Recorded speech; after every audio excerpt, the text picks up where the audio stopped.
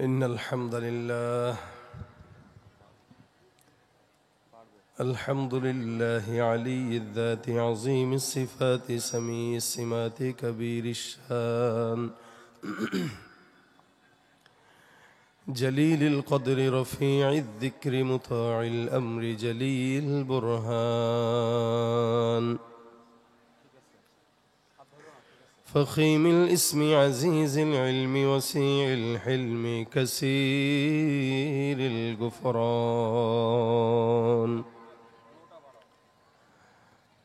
ونشهد أن لا إله إلا الله وحده لا شريك له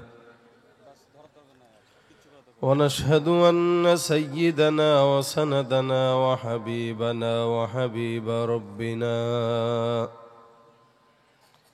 وطبيبنا وطبيب قلوبنا ومولانا محمدا عبده ورسوله صلى الله عليه وعلى آله وأصحابه وبارك وسلم تسليما كثيرا كثيرا الذي يرسله الله تعالى بالحق بشيرا ونذيرا وداعيا إلى الله بإذنه وسراجا منيرا أما بعد فأعوذ بالله من الشيطان الرجيم بسم الله الرحمن الرحيم وتوبوا إلى الله جميعا أيها المؤمنون لعلكم تفلحون صدق الله مولانا العظيم صدق رسوله النبي الكريم وقال النبي صلى الله عليه وسلم من لزم الاستغفار جعل الله له من كل هم فرجا ومن كل ضيق مخرجا ورزقه من حيث لا يحتسب أو كما قال عليه الصلاة والسلام وقال تعالى إن الله وملائكته يصلون على النبي يا أيها الذين آمنوا صلوا عليه وسلموا تسليما زبان كل درود شريف پڑھی اللهم صل على محمد وعلى آل محمد كما صليت على إبراهيم وعلى آل إبراهيم إنك حميد مجيد اللهم بارك على محمد وعلى آل محمد كما باركت على إبراهيم وعلى آل إبراهيم إنك حميد مجيد محمد نے آ کر کفر کو مٹایا کفر کو مٹا کر صداقت بتایا بلغ العلا بکمالہ کشف الدجى بجماله حسنت جميع خصاله صلوا عليه ওয়া আলিহি। আওয়াজ দিয়া সকলে জবান খুলে জিকির করেন। আর বাহিরে দাঁড়ানো ভাইরা যারা আছেন ভিতরে ঢুকে যান। লা ইলাহা ইল্লাল্লাহ। আওয়াজ দিয়ে একসাথে লা ইলাহা ইল্লাল্লাহ, লা ইলাহা, লা ইলাহা ইল্লাল্লাহ, লা ইলাহা ইল্লাল্লাহ, লা ইলাহা ইল্লাল্লাহ, লা ইলাহা ইল্লাল্লাহ, লা ইলাহা ইল্লাল্লাহ মুহাম্মাদুর রাসূলুল্লাহ সাল্লাল্লাহু আলাইহি ওয়াসাল্লাম। আলহামদুলিল্লাহ, চারিগ্রাম ইসলামী তরুণ সংঘের উদ্যোগে আয়োজিত আজকের 14তম বার্ষিক ওয়াজ মাহফিলের সম্মানিত সভাপতি, উপস্থিত দিনপ্রিয় ইসলামপ্রিয় ভাইরা, আল্লাহ পাকের দরবারে লাখ কোটি শুকর ও সুজুদ যে রব্বে করিম আজকের এই দিনই মজলিসে আমাদের সকলকে একত্রিত হয়ে আসার বসার তৌফিক দিয়েছেন।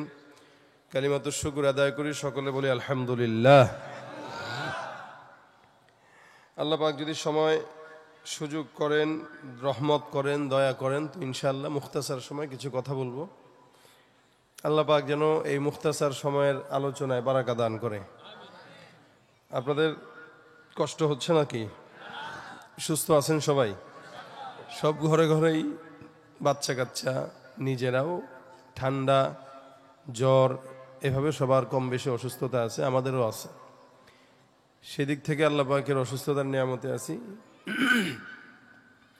এজন্য যতটুকু গলায় কুলায়, শরীরে কুলায়, ততটুকু ইনশাআল্লাহ বলবো।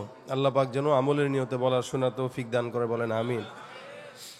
আল্লাহ পাক রব্বুল আলামিন আজকের এই দিনই মজমায় আমাদেরকে যে বসাইছেন, আলহামদুলিল্লাহ আজকের এই মজমায় আমরা যারা আসতে পারলাম, আমাদের জন্য সুসংবাদ হলো রাসূল করিম সাল্লাল্লাহু আলাইহি ওয়াসাল্লাম হাদিসে বর্ণনা করেন, কেউ যখন এই মজলিসগুলোতে বসে তো আল্লাহ পাক আসমান থেকে রহমত আর বরকত নাজিল করতে থাকেন।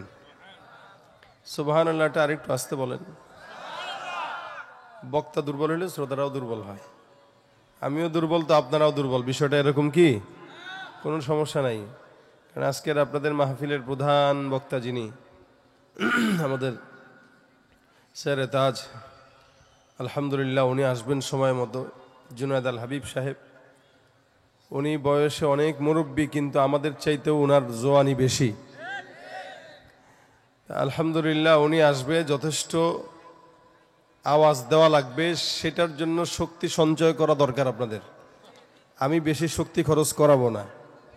তো আমি আপনাদেরকে নরম ভাষায় 2-4টা কথা বলবো, আমারে আওয়াজ দিলেও কি না দিলেও কি, কিন্তু উনার সময় আওয়াজ দেওয়া লাগবে। ঠিক আছে? পারবেন দিতে? না হচ্ছে না তো আওয়াজ।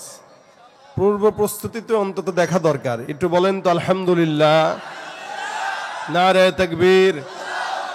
আমি আগেই বলেছি আমি আপনাদের মতো চিল্লাইতে পারবো না আজকে। তা আপনারা যদি আমাকে একটু ঠেলে ঠুলে সামনে নিয়ে যান তাহলে হয়তো কিছু পারবো। বাস যখন ড্রাইভার চালায়, সারা রাত সে উত্তরবঙ্গ বলেন, দক্ষিণবঙ্গ বলেন, ঢাকার দিকে রওনা হয়, সব যাত্রীরা যখন ঘুমায়, হেল্পারও যখন ঘুমায়, ড্রাইভার ওই বাসটারে মাঝে মাঝে রাস্তা সমান দেখে খাদে নামায়। কি ঠিক না? তা আপনারা হচ্ছেন আমার যাত্রী, আপনারাই আমার হেল্পার। আপনারা চুপ থাকবেন তো আমি আজকের ওয়াজ যে কোনো খাদে নামায় দেওয়ার সম্ভাবনা আছে। এই জন্য আমাকে একটু আওয়াজ দিয়া মাঝে মাঝে সজাগ রাখতে হবে। পারবেন? হয় নাই ইনশাল্লাহ জোরে বলেন। সংঘের লেখা হচ্ছে তরুণ সংঘ, ইসলামী তরুণ সংঘ। তরুণদের আওয়াজ বিড়ালের মতোই হয় আমি জানতাম, নাকি কিসের মতো হয়? তাহলে আওয়াজটা কোথায় গেল? আওয়াজ এমন ভাবে দিবেন, নাকি ভয় আছে? আওয়ামী লীগ আছে? নাই, বাংলাদেশে এখন সব বিএনপি হয়ে গেছে, আর জামাত হয়ে গেছে, আর চরমোনাই হয়ে গেছে, হেফাজত আর খেলাফত হয়ে গেছে। কথা ঠিক কিনা? করতাম আমি আওয়ামী লীগ, এখন করি বিএনপি, আগামীতে হতে পারি যদি একজন এমপি। কি ঠিক না? মন্ত্রী হইলে বিদেশে ঘুরিব উড়োজাহাজে চড়ি, 5 স্টার রেস্টবিনে বলো কেমনে বাংলা গড়ি। বাংলাদেশের মূর্খ জনতা বুঝিতে চায় না কিছু, দল বদলাই যাহাদের লাগে তাহারাই লাগে পিছু। কি ঠিক আছে নি? সাত পাবিরে তোরা স্বাধীনতার ফল, লুঙ্গিটা ছেড়ে লেংটি, আগামীতে হতে পারি যদি একজন এমপি। করতাম আমি আওয়ামী লীগ, এখনো করি বিএনপি। আসেনি আর কেউ আগের দলে? আর এখন আছে কেউ? ক্ষমতা আছে মানুষের সামনে বলার যে আমি ওই দল করি, এই ক্ষমতাও নেই। সুতরাং দল পাল্টায়, আছে না নাই? আচ্ছা ভাই ওইটা বাদ দেন, এটা এমনি কইলাম আর কি। তো কথা হইল, ভয় পাচ্ছেন কি? আগে যারা ক্ষমতায় ছিল এরা এখনো কেউ আছে এখানে? তা কাদের ভয়? কারো ভয় আছে কোনো? আলহামদুলিল্লাহ বাংলাদেশের সেই পরিস্থিতি এখন নাই, তবে আসবে না এটাও বলা যায় না। কারণ আমরা এই 53-54 বছরে ক্ষমতার পালা বদল দেখেছি, শান্তি দেখি নাই। এক দলকে নামিয়েছি তো ওই দল যাকে নামাইছি সেও দুর্নীতিবাজ ছিল, যাকে বসাইছি সেও দুর্নীতিবাজ ছিল। ক্ষমতায় যারা আসছে যারা গেছে, বারবার ক্ষমতার পালা বদল চলেছে। এই দুর্ভাগা জাতির কপালে দুর্ভোগ ছাড়া কিছু মিলে নাই। বড়লোক যারা হওয়ার ওরাই হয়েছে, আমেরিকা তারাই বাড়ি করেছে, লন্ডনে সেকেন্ড হোম তারাই করেছে, আর আপনার মতো আমার মতো সাধারণ জনগণ আমরা বাংলাদেশের পাসপোর্ট নিয়েই এদেশে বসে আছি। এরপরেও আমাদেরকে বলে আমরা রাজাকার।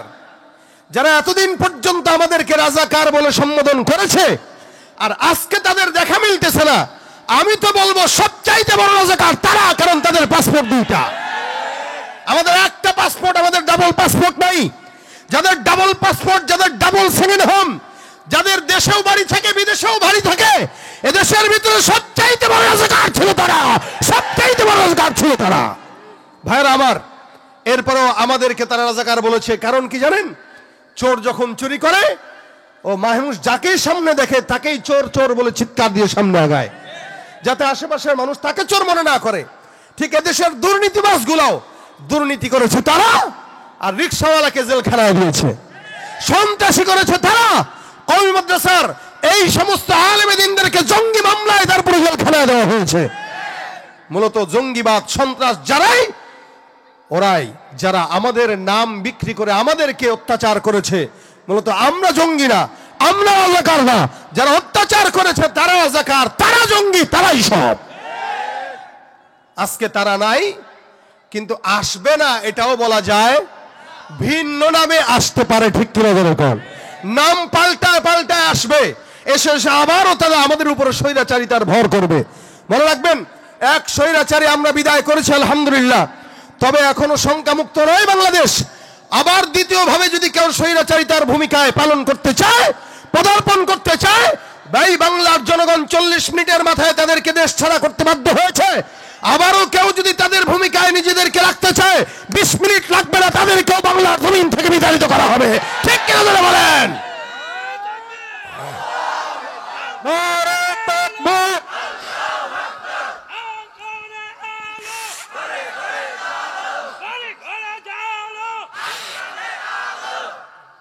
আল্লাহ পাক কবুল করুক, বলেন আমিন। সোনার দেশ হিসেবে আমাদেরকে একটি দেশ দান করুক, বলেন আমিন। শাসনের নামে কেউ বা পিছছে মেহনতি জনতারে, ইমানের উপর আঘাত ওরা হানিছে বারে বারে। প্রতারণার ওই ফাঁদে পড়ে মোরা জীবন করেছি ক্ষয়, প্রতারণার ওই ফাঁদে পড়ে মোরা জীবন করেছি ক্ষয়। বিপ্লব মানে জীবন দেয়া বসে থাকা নয়, সে কোনো দিন আসবে না রে করো যদি ভয়। বিপ্লব মানে জীবন দেয়া বসে থাকা নয়, সে কোনো দিন আসবে না রে করো যদি ভয়। আসবে বিজয় রক্ত আর জীবনের বিনিময়, আসবে বিজয় রক্ত আর জীবনের বিনিময়। বিপ্লব মানে জীবন দেয়া বসে থাকা নয়, সে কোনো দিন আসবে না রে করো যদি ভয়। লড়াইয়ের ওই ময়দানেতে যেতে তোমাকে হবে, প্রয়োজনে সব রক্তটুকু জমিনেই ঢেলে দেবে। লড়াইয়ের ওই ময়দানেতে যেতে তোমাকে হবে, প্রয়োজনে সব রক্তটুকু জমিনেই ঢেলে দেবে। তবুও তোমায় লড়তেই হবে, মানিবে না পরাজয়। তবুও তোমায় লড়তেই হবে, মানিবে না পরাজয়। বিপ্লব মানে জীবন দেয়া, বসে থাকা নয়, সে কোনো দিন আসবে না রে, করো যদি ভয়। বিপ্লব মানে জীবন দেয়া, বসে থাকা নয়, সে কোনো দিন আসবে না রে, করো যদি ভয়। ঠিক না? ধর্মকে আজ পুঁজি করিয়া গাল ভরা বলি দিন, কত যে সুফি খুশিতে মাতাল, হাদিয়া তোহফা পেয়ে। আছে না নাই?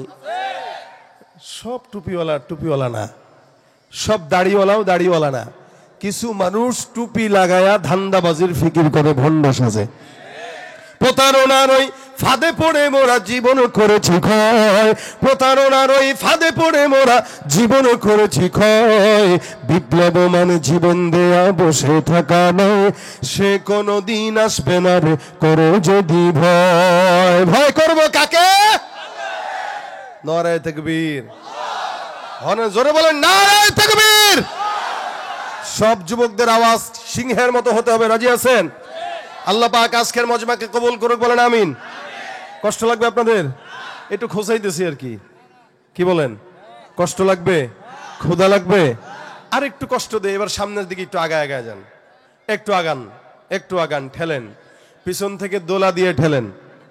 হ্যাঁ, ঠেলেন, সামনের থেকে পিছন থেকে ঠেলেন। যে যে আর পিছনে আছেন একটু একটু ঠেলা দেন। কোলের উপরে বসা দরকার নাই, বাস নিজের জায়গাটাকে পাশে খালি রেখে একটু হালকা, গরমের সময় বেশি ঠান্ডাও নাই, স্বাভাবিকভাবে বসেন। যারা দাঁড়িয়ে আছে পিছনে এদেরকে বসার সুযোগ দেন।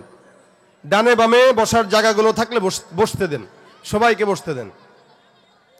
পিছনে দাঁড়ানো ভাইরা, যুবকরা কারা, বসায় দেন সবাইরে, কোলে করে বসায় দেন। আর না বসলে যে দাঁড়ায় থাকবে, প্যান্ট পরুক লুঙ্গি পরুক ধরে টান দেন, হয়তো প্যান্ট খুলবে, না তো সে দাঁড়ায় থাকবে। কথা বুঝে না এরা? ওই যে দাঁড়ায় সেদেরকে বসায় দেন, দাঁড়ানো ভাইদেরকে বসায় দেন। সবাই বসেন, কেউ দাঁড়িয়ে থাকবেন না। যারা আসবে ভিতরে বসায় দিবেন। একটু একটু এই ডানে বায়ে একটু একটু করে আগায় যান, একটু একটু আগায় যান। কেন একটা মানুষ দূর থেকে সামনে যখন আসে, তখন এই যে মাঝখানে ফাঁকা দেখছেন নি, একটু আগান, একটু আগান, একটু আগান। মুরব্বীরা একটু আগান, সামনে ফাঁকা জায়গা রেখেন না। ফাফসাহু ইয়াফসাহিল্লাহু লাকুম। আল্লাহ পাকের জন্য বসার জায়গা করে দেন, আল্লাহ পাক জান্নাতে জায়গা করে দেবে ইনশাআল্লাহ। এটা আদব, মজলিসের আদব। এটা বসার সুযোগ করে দেন সকলকে। আল্লাহ পাক মজমাকে ভরপুর বরকত দান করুক, কামিয়াবি দান করুক, জান্নাতের উসিলা বানায় দেখ। বলেন আমিন। ভাই বলেন, এখানে আমরা যারা আছি, আমরা কি মুসলমান তো? ইনশাআল্লাহ, আলহামদুলিল্লাহ। আল্লাহ পাক আমাদেরকে ইসলামের নূর দিয়েছেন, ইমানের নূর দিয়েছেন। এখনো পর্যন্ত রিজিক দিয়ে আমাদেরকে নেয়ামত দিয়ে বাঁচিয়ে রেখেছেন।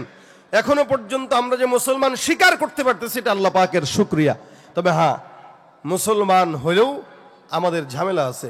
কারণ আমরা মুসলমান ঠিক, সকালে বিকেলে দুপুরে রাত্রে দিনে রাতে, জানা অজানা, ইচ্ছা অনিচ্ছা, অসংখ্য গুনাহ আমাদের দ্বারা হয় কিনা?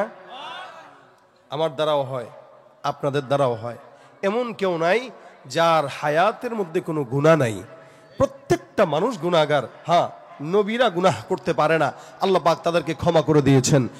সাহাবা আজমাইন এরা যেমনই করুক না কেন, আল্লাহ পাক তাদের সন্তুষ্টি কোরআনে স্পষ্ট বর্ণনা করেছেন। তারাও আল্লাহর উপরে সন্তুষ্ট, আল্লাহও তাদের উপরে সন্তুষ্টি। সুতরাং এদেরকেও জাহান্নামে আল্লাহ পাক দিবেন না। প্রত্যেকটা সাহাবী আদনা থেকে আদনা হোক, জান্নাতি না জাহান্নামী?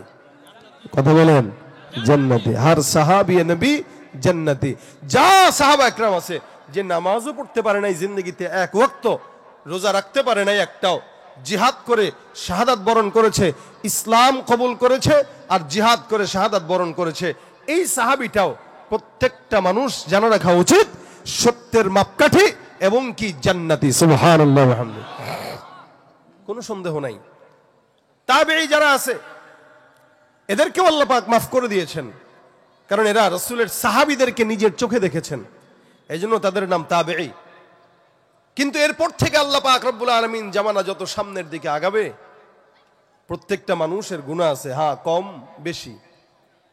তবে আমাদের আকাবির বুজুর্গানে দিন যারা আছেন, অতীতে চলে গেছেন, বর্তমান সময়ে কিছু মুসলমান ভাইদেরকে দেখা যায় আকাবির আসলাফদের নাম শুনলেই তাদের মাথা গরম হয়। এরা আকাবিরদের কথা মানতে চায় না, এরা আকাবিরদেরকে জান্নাতীও বলতে চায় না। এরা এটাও বলে যে এরা নাকি ইসলামই বুঝে নাই। আমাদের ইমামরা যারা, আমাদের আসলাফরা যারা, আমাদের আকাবির যারা, এরা নাকি ইসলামই বুঝে নাই। মনে রাখবেন, তারা ইসলাম আপনার কথা অনুযায়ী যদি কমও বুঝে থাকে, এরা জান্নাতি হয়ে কবরে গেছে। আর আপনি আমি অনেক বেশি বুঝার কারণে জাহান্নামী হয়ে তারপরে দুনিয়াতে চলতেছি, দাড়িটাও জবানে উঠাইতে পারি না, দাড়িও রাখতে পারি না, সুন্নতি পোশাক পরতে পারি না, এরপর আকাবিরদেরকে গালি দিই, ওলামা একরামদেরকে গালি দেই।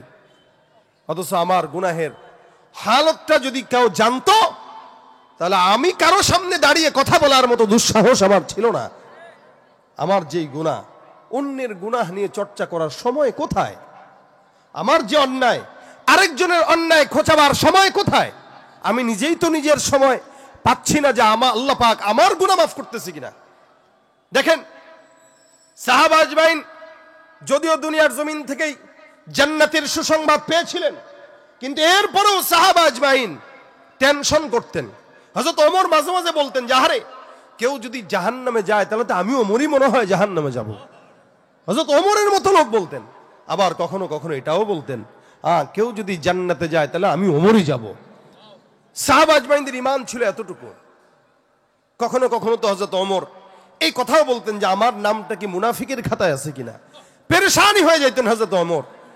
যেই সাহাবী রাসূল সাল্লাল্লাহু আলাইহি ওয়াসাল্লাম এত মহব্বত করতেন, যারা খলিফাতুল মুসলিমিন ছিলেন, অর্ধ জাহানের শাসন করেছেন, সেই সাহাবী যদি তার গুনাহের টেনশন এত পরিমাণে করে, আপনার আমার কত টেনশন করা উচিত।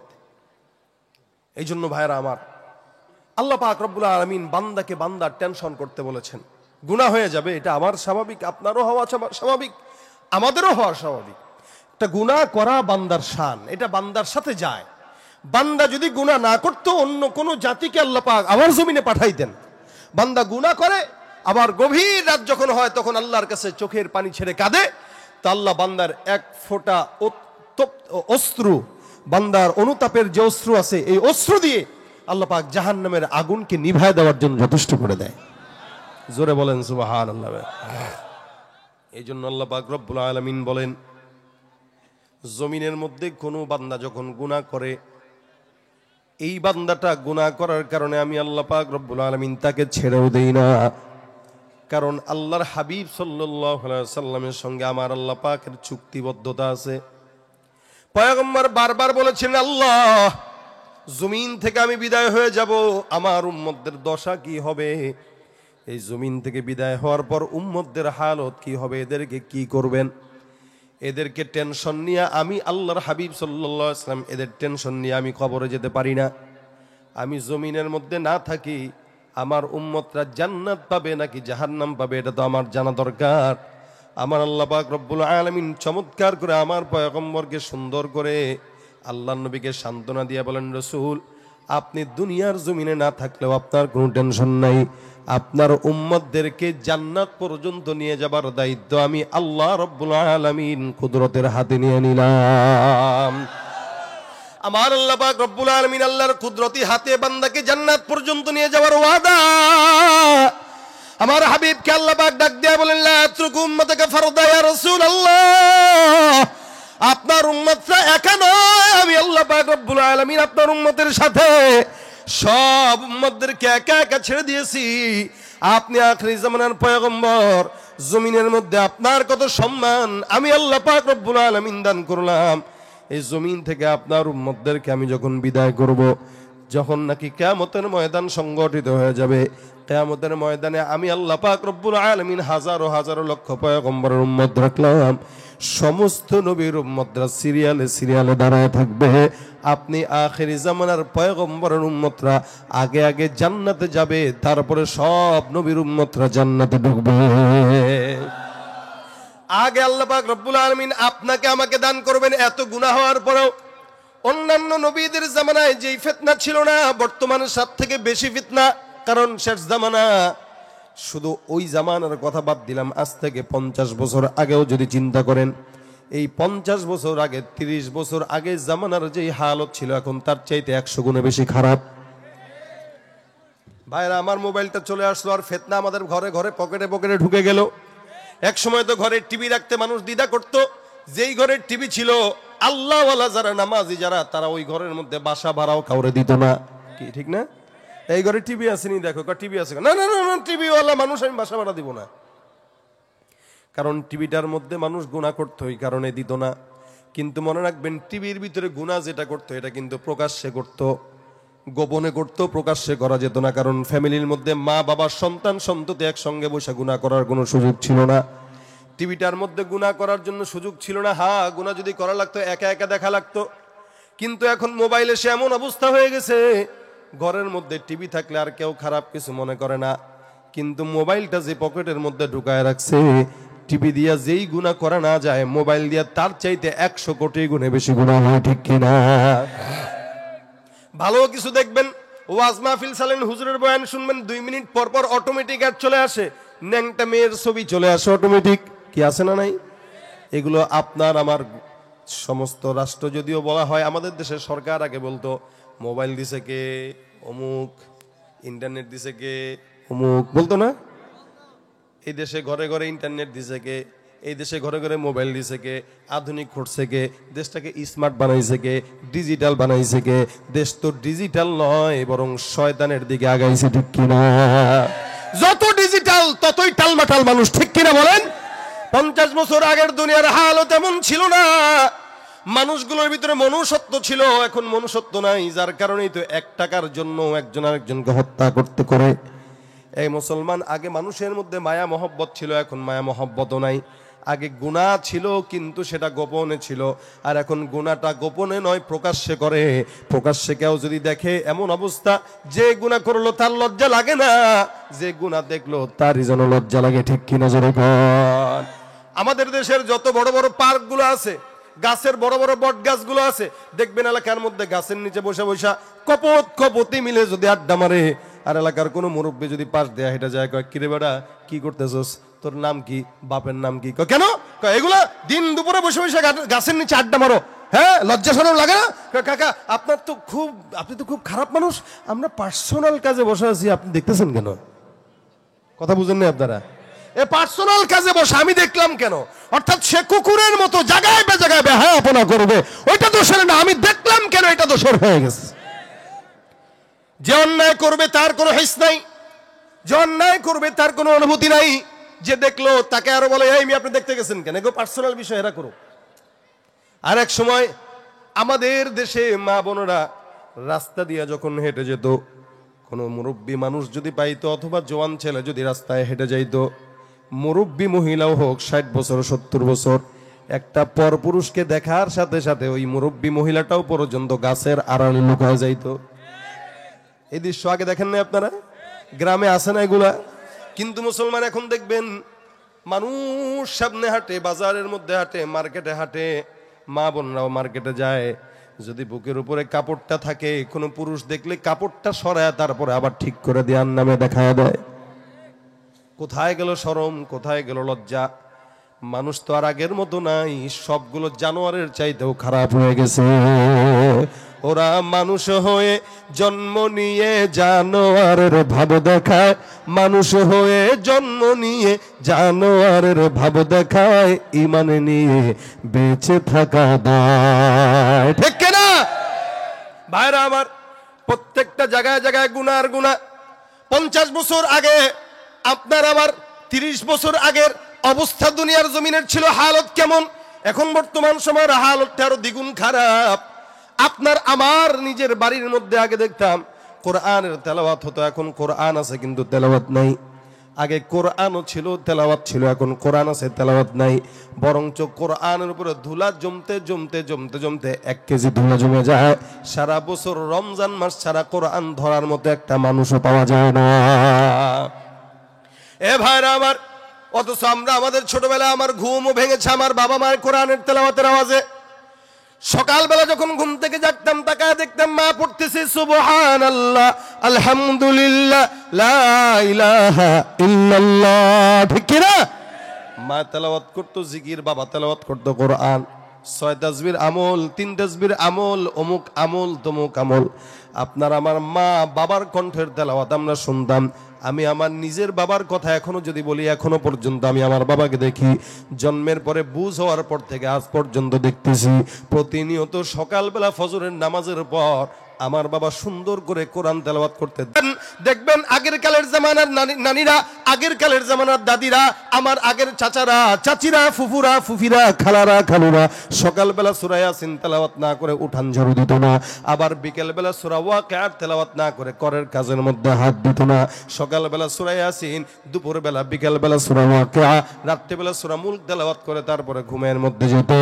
আর বর্তমান সময়ের তেলাওয়াত তো দূরের কথা, আপনার আমার তেলাওয়াতের আওয়াজের মধ্যে ঘুম ভাঙতো। আর বর্তমান সময়ে বাচ্চাদের দিকে তাকায় দেখবেন, মা বাবার মোবাইল, ফেসবুক, ইউটিউবের আওয়াজে আমার বাচ্চাদের ঘুম ভাঙে। আমাদের ঘুম ভাঙতো তেলাওয়াতের আওয়াজে, যার কারণে আমরা আল্লাহ আল্লাহর জিকির শিখছি। আমাদের ঘুম ভাঙতো জিকিরের আওয়াজে, যার কারণে আমরা আল্লাহ আল্লাহর জিকির শিখছি। আর আপনার আমার এই বর্তমান সময়ের বাচ্চাদের ঘুম ভাঙে মোবাইলের আওয়াজে, ইউটিউবের আওয়াজে, ফেসবুকের আওয়াজে, যার কারণে আমাদের সন্তানরা ইহুদি নাসারার চাইতেও খারাপ হয়ে যায়, ঠিক কিনা?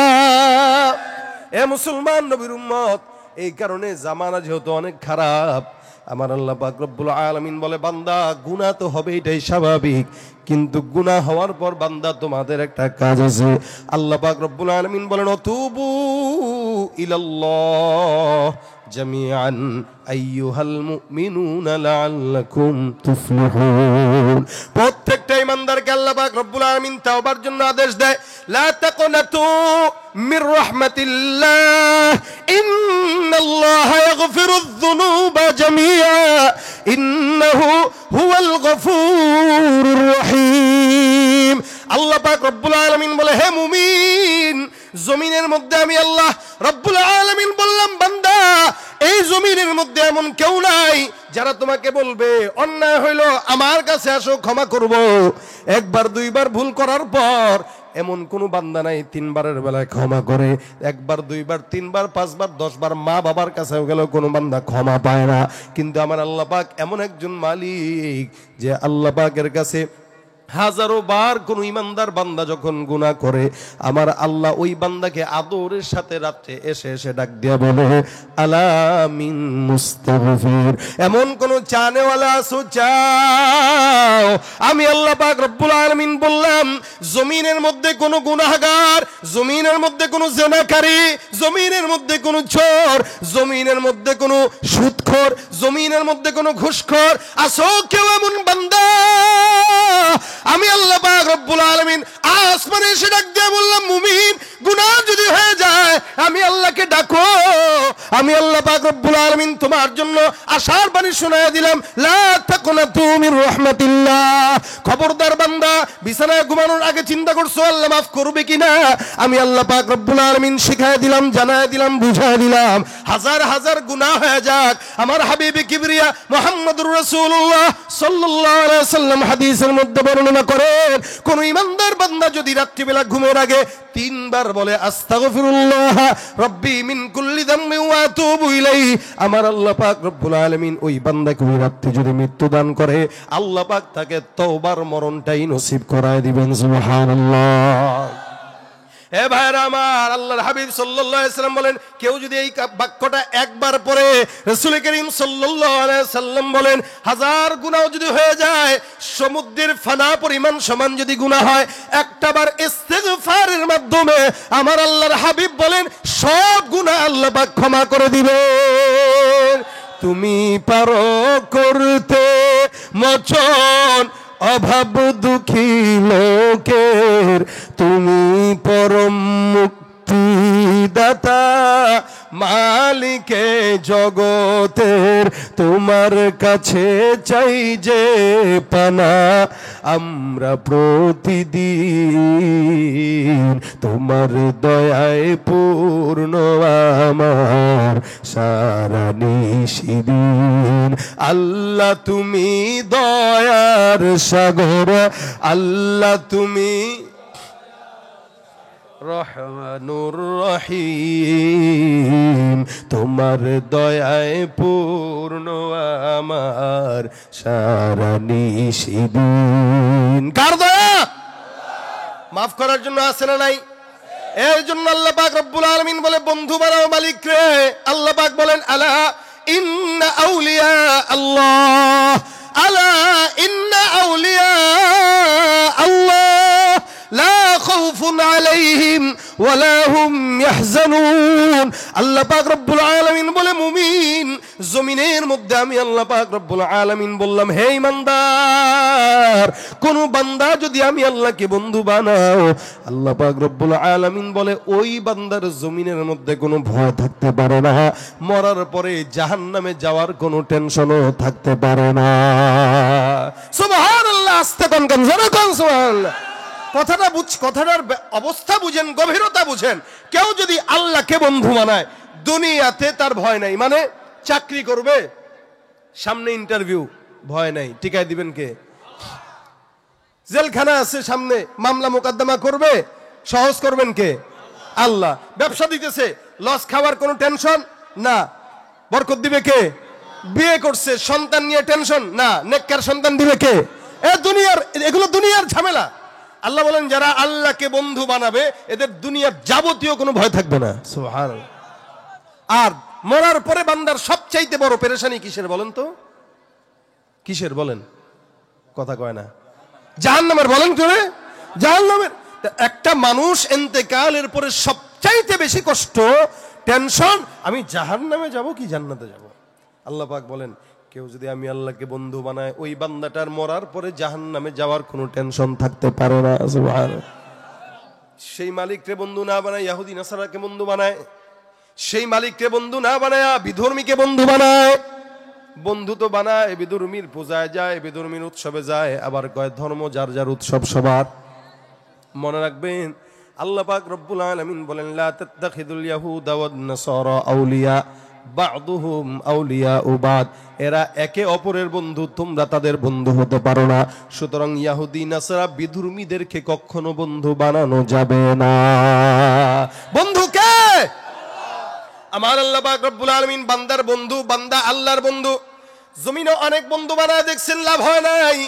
যত বড় বন্ধু বানাইছেন, পা চাটাচাটি করছেন, গোলামি করছেন, টাকা নিছেন, খাইছেন, কিন্তু বিপদে পড়ছে, পলায় চলে গেছে, বলেও নাই, নেও নাই। এ মুসলমান, যত বড়ই হোক না কেন, বন্ধুর বিপদে বন্ধু যখন পাশে থাকে, তাকেই তো বন্ধু বলা চলে। আর আপনি যার গোলামি করলেন, যেই নেতার পাও চাটলেন, যেই নেতার পিছনে এত দৌড়াইলেন, যার জন্য এত মায়ের খাইলেন, ওই নেতা আপনারা থুয়ে চলে গেছে, বলেও নাই, দেখেও নাই। এ মুসলমান, তার মানে বোঝা গেল দুনিয়ার কোন নেতা আপনার আমার বন্ধু নয়, আপন বন্ধুকে। হে ভাইরা আমার, আল্লাহ পাক রব্বুল আলামিন বন্ধু এই কারণে, বান্দা যদি খালি বন্ধুর কাছে একটু চোখের পানি ছাড়ে, ঘরের স্বামী স্ত্রীর চোখের পানি সইতে পারে না, যার কারণে চোখের পানি দিয়া যদি স্ত্রী যে কোনো আবদার করে, স্বামী পূরণ করতে বাধ্য। কেন? সন্তানের বিবির চোখের পানি একজন স্বামীর কাছে, একজন বাবার কাছে কোনোদিন সহ্য হয় না। এ মুসলমান, বিবির যে আপনার প্রতি, আপনার বিবির যতটুকু মহব্বত আছে, আপনার সন্তানের প্রতি যতটুকু আপনার মহব্বত আছে, তার চাইতে কোটি কোটি কোটি গুণে মহব্বত আপনার আমার প্রতি কার, জোরে বলেন তো।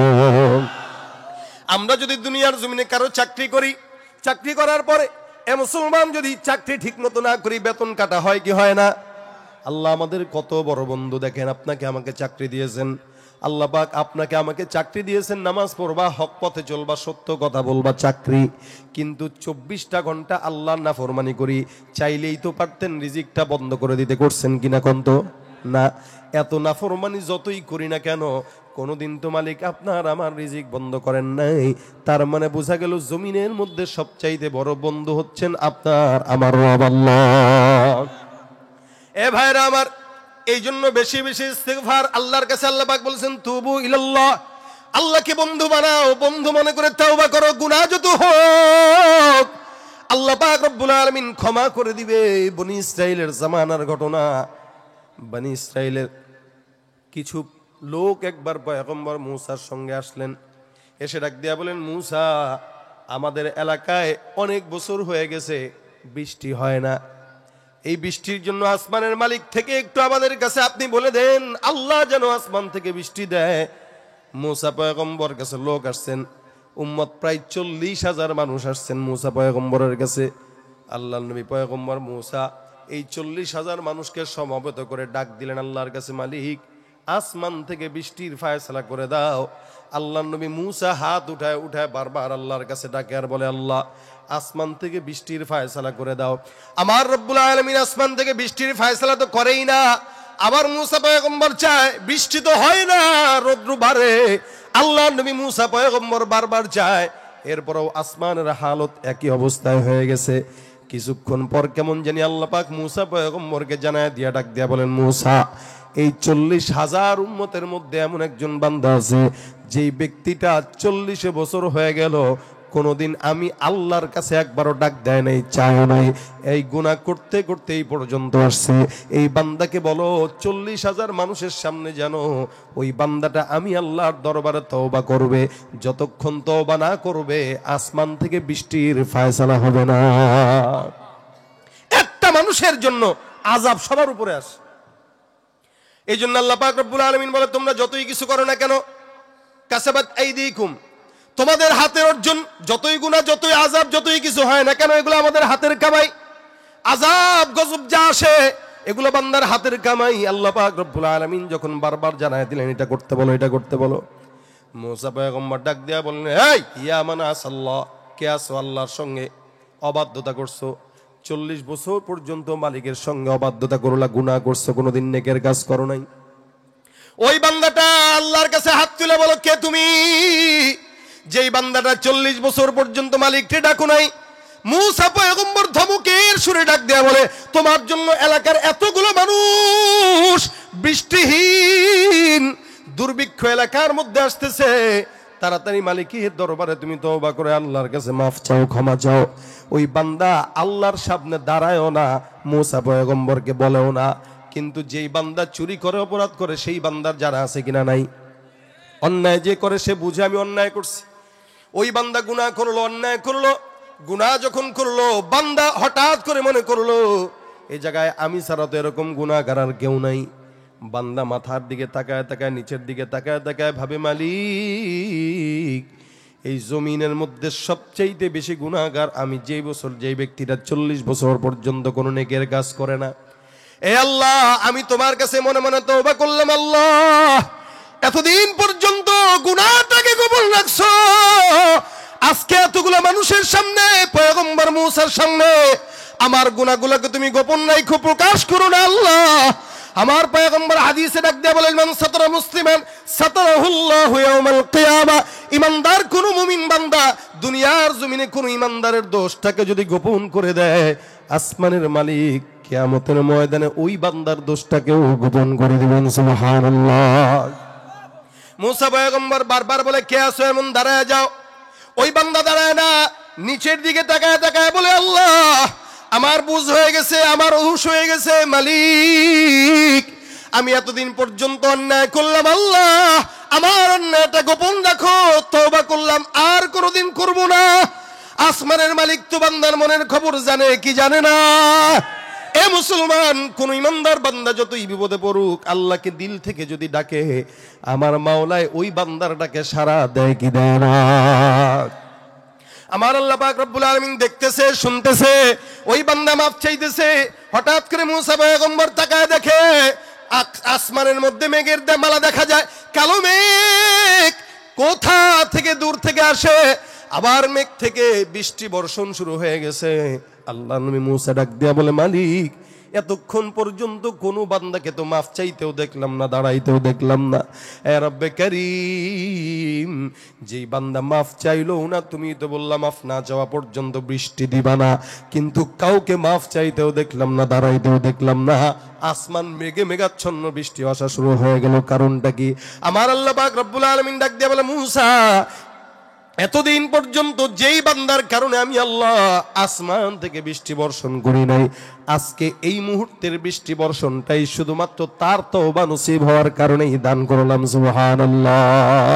বান্দেগানে খাস আল্লামুল গুয়ুব দর জাহা জানে জাওয়াসিসুল কুলুব জিমসর শুবু এ পিরাহন শনিদি চরাদর চাহে কিনানস নদীদি শিশুকালে মায়ের দুধে বাঁচাও খোদা প্রাণ মায়ের স্নেহে বেড়ে উঠি তোমার অবদান ঠিক না বন্ধু হয়ে ভালোবাসা বন্ধু হয়ে ভালোবাসা ছড়াও জগতময় তোমার মতো প্রিয় বন্ধু যার হৃদয়ে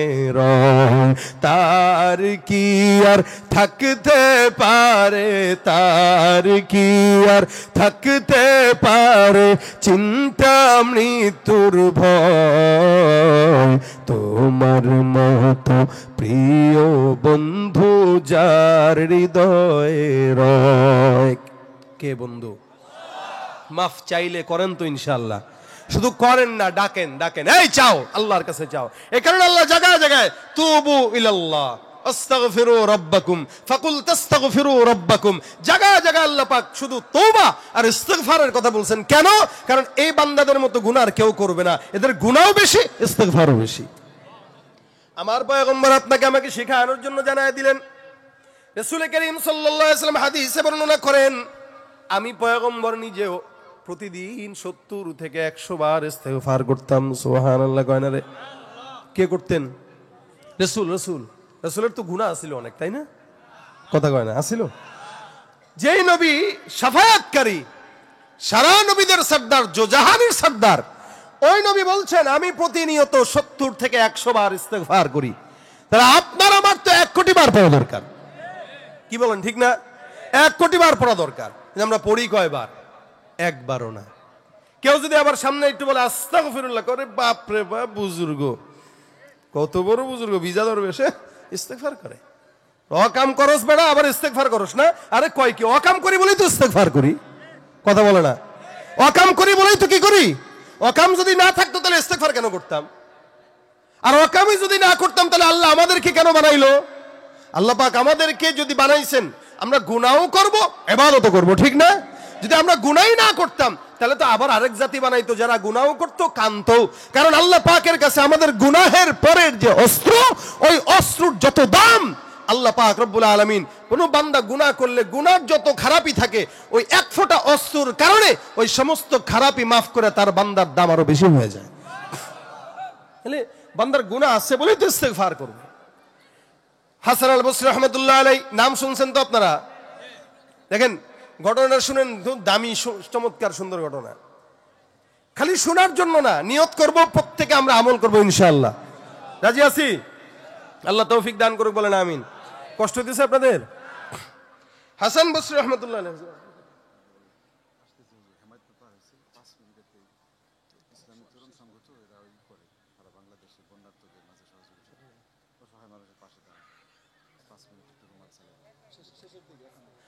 তা হাসান বসরি বহুত বড় বুজুর্গ ছিলেন উনি একবার এরকম একটা মজলিসের ভিতরে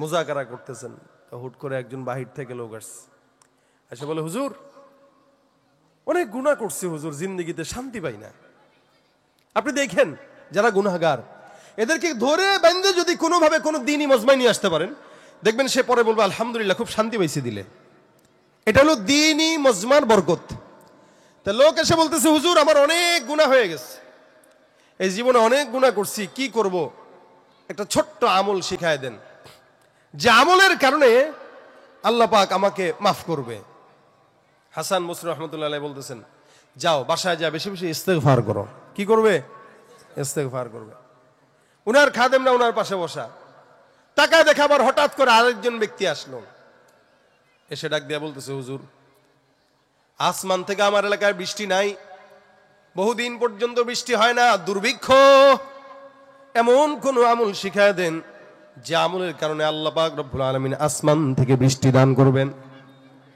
হাসান আল বসরি রাহমাতুল্লাহ আলাইহি ডাক দিয়া বলেন, যাও যাও বাসায় যায় বেশি বেশি ইস্তেগফার করো। কি করবে? ইস্তেগফার। প্রথম বান্দা যে আসলো কি নিয়ে আসছিল বলেন না? ভাই মুজাকারা করেন, মনে থাকবে। কি জন্য? গুনার জন্য। তার মানে নোট করেন, প্রথম জন আসছে গুনার জন্য, তারে কি বলছে? দ্বিতীয় জন কেন আসছে? বৃষ্টি নাই, তারেও কি বলছে? ইস্তেগফার। 3 নম্বরে এমন একজন আসলো, ডাক দিয়া বলে, হুজুর সম্পদ নাই, অভাবগ্রস্ত আছি, বিবিরে খাওয়াইতে পারি না, বাচ্চাদেরকে কিনে দিতে পারি না, এমন কোন আমল শিখা দেন যে আমলের কারণে আল্লাহ পাক রব্বুল আলামিন রিজিকের মধ্যে বারাকাত দান করবেন। হাসান বসরি ডাক দেয়া বলে, যাও সুন্দর করে বাসায় যে ইস্তেগফারের আমল করো, রিজিকে বরকত হয়ে যাবে। সুবহানাল্লাহ। তার মানে প্রথম জন গুনাহের জন্য আসছে একই আমল, দ্বিতীয় জন বৃষ্টির জন্য আসছে একই আমল, তৃতীয় জন সম্পদের জন্য আসছে একই আমল, চতুর্থ জন এসে ডাক দেয়া বলে, হুজুর আমার বিবাহ হয়ে গেছে প্রায় 10 বছর, কিন্তু সন্তান নাই, এমন একটা ছোট্ট আমল শিখা দেন যে আমলের কারণে আল্লাহ পাক সন্তান দান করবে। মুসলমান আফসোসের বিষয় হইল, আমাদের দেশে অনেক মানুষ আছে যারা মূর্খতার কারণে সন্তান না হইলে সোজা খাজা বাবার দরবারে যায়, আছে না নাই? বাবার দরবারে যায়, আব্বা গো সন্তান না, একটা দেন। বাবাকে ঠিক আছে 1 সপ্তাহ বউরে আমাদের এখানে ইতিকাফে রেখে যাও। দরবারে বুঝে নাই এরা, বুঝলে বুঝ পাতা, না বুঝলে থাক, বাদ দেন। 1 সপ্তাহ যদি বাবার দরবারে বউকে রাখেন ইতিকাফে, আর যদি বাচ্চা হয় তাহলে বুঝবেন ওটা আপনার না, ওটা আপনার বাপের বাচ্চা। ঠিক কিনা বলে কোন? পীরগিরি আর মাজার পূজা চলছে দেশটা জুড়িয়া, শিরকি আর ভণ্ডামিতে দেশটা গেছে ভরিয়া। পীরগিরি আর মাজার পূজা চলছে দেশটা জুড়িয়া, শিরকি আর ভণ্ডামিতে দেশটা গেছে ভরিয়া। গাজার কলকিটান মারিয়া দেখায় খাজার শান, ওরা শিক্ষিত শয়তান, ওরা শিক্ষিত ওরা কথা কয় না, ওরা কি? দুর্নীতির ওই আখড়ায় বসে জাহির করে জ্ঞান, কলম দিয়ে কামায় টাকা আবার ধরে সাধুর ভান। ওরা শিক্ষিত শয়তান,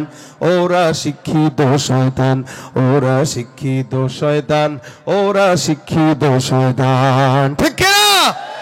যেখানে যাই ভেজালেতে ভরে গেছে দেশটায়, ব্যবসায়ীরাও রাতারাতি কালো টাকায় হাত রাঙায়।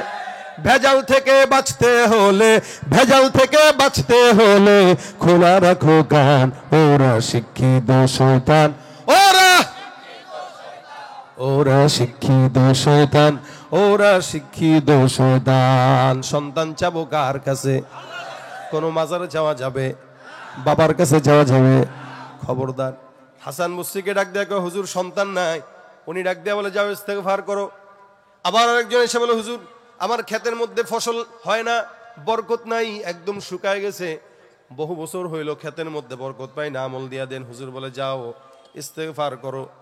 5 জন 6 জন এভাবে যত মানুষ আসে একইভাবে বলে, যাও ইস্তেগফার করো। খাদেম ডাক দেয়া বলে, হুজুর বুঝলাম না, যত মানুষ আসলো আমল তো একটাই দেন, তো কি আমল কি আর পারেন না নাকি? না একটাই পারেন। হুজুর আরে আমল পারি না মানে? কেন? যা হালত দেখতেছি, যেই আসলো, যেই সমস্যা নিয়ে আসলো, সমাধান একটাই। ব্যাপারটা কি? আমাদের দেশে দেখবেন ওই কিছু হাতুড়ি ডাক্তার আছে, পেটের ব্যথা, মাজার ব্যথা, বাতের ব্যথা, মাথার ব্যথা, কপালের ব্যথা, চোখের ব্যথা, ওষুধ একটা। গ্রামের ডাক্তার তো, ওর কাছে একটাই ওষুধ আছে। এটা ওই টাইপের ডাক্তার না, এই ডাক্তার মারাত্মক ডাক্তার, প্রেসক্রিপশন আল্লাহর থেকে নিয়েছে। সুবহানাল্লাহ। হুজুর একই আমল সবাইরে দিতেছেন, কারণটা কি? হাসান বসরি ডাক দিয়ে বলতেছেন, এ আমল বেটা আমার দেওয়া নাকি? গাধা, এটা তো আমি দেই না, এটা দিয়েছেন স্বয়ং আমার আল্লাহ। সুবহানাল্লাহ।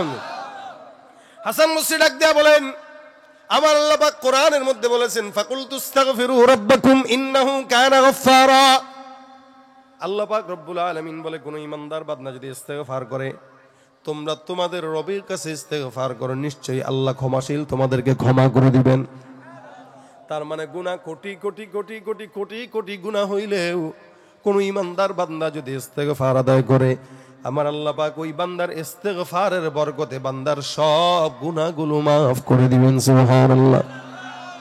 2 নম্বরে ইরসিলিস সামা আলাইকুম মিদরারা, আসমান থেকে বৃষ্টি যদি না আসে, আল্লাহর কোন বান্দা যদি ইস্তেগফার আদায় করে, আমার আল্লাহ বলেন ইস্তিগফারের মাধ্যমে আমি আসমান থেকে বান্দার বৃষ্টির ব্যবস্থা করে দিব। 3 নম্বরে যে বান্দাটা বলছে হুজুর টাকা নাই, আমার আল্লাহ পাক ডাক দেয়া বলেন হুজুর, আমার আল্লাহ পাক ডাক দেয়া বলেন ইয়া রাসূলুল্লাহ, আপনি আপনার উম্মতকে জানায় দেন কোন ইমানদার বান্দা যদি ইস্তেগফার পড়ে, ওয়ায়ুমদিদুকুম বিআমওয়াল, ওই বান্দার সম্পদ যদি না থাকে, আমি আল্লাহ পাক বান্দাকে সম্পদের মধ্যে বারাকাত দান করে দিব। কোটি কোটি টাকা না পাইলেও 10 টাকা পাইলেও 10 টাকার মধ্যে আল্লাহ পাক বরকত দান করবে। 3 নম্বর ওয়ায়ুমদিদুকুম বিআমওয়ালি ওয়া বানিন, সন্তান যদি কারো না হয়, কোন ইমানদার মুমিন বান্দা যদি ইস্তেগফার আদায় করে, সন্তানও দিবেন কে? সম্পদও দিবেন আল্লাহ, সন্তানও দিবেন আল্লাহ, বৃষ্টিও দিবেন আল্লাহ, মাফও করবেন আল্লাহ। বিআমওয়ালি ওয়া বানিন ওয়া ইয়াজআল লাকুম জান্নাত ওয়া ইয়াজআল লাকুম আনহারা, জান্নাত আর নহর আর দুনিয়ার জমিনের ক্ষেত খামারির যত বরকত আছে, যত বিপদ আছে, সব থেকে হেফাজত করবেন আল্লাহ। আমল কয়টা? কি জোরে বলেন কি? রাসূল করিম সাল্লাল্লাহু আলাইহি ওয়াসাল্লাম বলেন মান লাজিমাল ইস্তিগফার জাআলাল্লাহু লাহু মিন কুল্লি হাম্মিন ফারজা ওয়া মিন কুল্লি দিকিন মাখরাজা ওয়া রাযাকাহু মিন হাইথু লা ইয়াহতাসিব। খুব বুঝবেন, জমিনের মধ্যে আল্লাহ রাসূল বলেন কেউ যদি ইস্তিগফারটাকে লাজম বানায় দেয়, যত বিপদ আসুক না কেন, যত কাটার পথ হোক না কেন, আল্লাহ পাক ওই বান্দার সব বিপদ আপদ থেকে, সব টেনশন থেকে বান্দাকে হেফাজত করবেন। সুবহানাল্লাহ। এই জন্য আজকের মাহফিলে আসলেন, শুনলেন, চলে গেলেন, শুধু তাই না, এক একজন আলোচকের কাছ থেকে এক একটা কথা নিয়ে তারপরে বাসা যাব। কি বলেন? যেটা সহজ হয় ওটা শুনবো। আমি আমার জন্য আগে দোয়া চাই, আল্লাহ যেন আগে এই কথা যা বলছি, যা বলি, সব যেন আগে আল্লাহ পাক আমার ভিতরে আমল করার জজবা দান করেন। এরপরে আপনাদের জন্য দোয়া করি, আল্লাহ পাক আপনাদেরকেও তৌফিক দান করুক।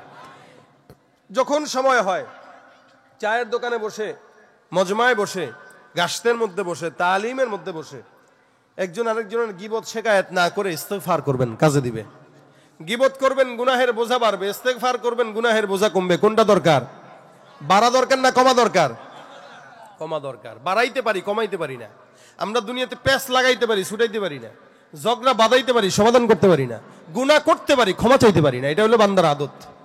এই কারণে বাড়ানোর কোনো দরকার নাই, শত্রুতা বাড়ানোর দরকার নাই, বন্ধুত্ব বাজাইতে না পারেন, গুনাহ বাড়ানোর দরকার নাই, নেকি করতে না পারেন। মনে রাখবেন, তাহাজ্জুদ পড়ার নাম বুজুর্গি না। বহুত তাহাজ্জুদ পড়ে, আমাদের দেশে অনেক তাহাজ্জুদ গুজারি ছিল। ঘুমের থেকে উঠলেই যায় নামাজ খুঁজতো, কোরআন তেলাওয়াত খুঁজতো, কিন্তু এগুলো কি বুজুর্গ?